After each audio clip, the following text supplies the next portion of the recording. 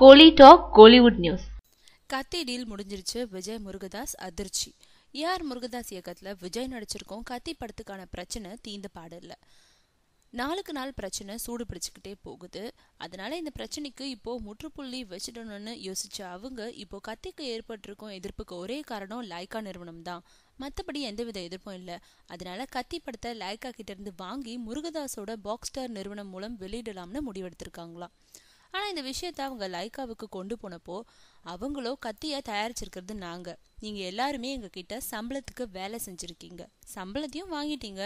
அதனால உங்களுக்கும் எங்களுக்கும் இடையே உள்ள டீல் முடிஞ்சிடுச்சு. இனி படத்தை எப்படி எப்போ ரிலீஸ் செய்யணும்ன்றத நாங்க தான் முடிவெடுக்கணும்னு அழுத்தம் திருத்தமா சொல்லிட்டாங்களாம். அதனால அவங்க கிட்ட மேற்கொண்டு எதுவுமே பேச முடியாம விஜயும் முருகதாஸும் அதிர்ச்சியில இருக்காங்களாம். மேலும் சமீபத்துல வெளியிடப்பட்ட கத்தி படத்தோட புதிய போஸ்டர்லயும் லைக்கா நிறுவனத்தோட பெயரோட வெளிவந்திருக்கிறது குறிப்பிடத்தக்கது.